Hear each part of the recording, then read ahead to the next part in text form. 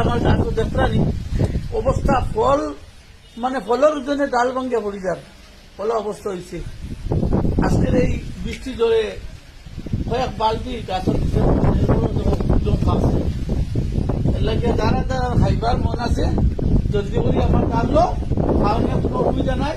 অবাক করা গাছও দেখো ভাই উপরে চাওছেন কি আর ওবাই চাওছেন ওবাই দিয়ে দেখো চাই ও দেখো প্লেয়ার ধরছে।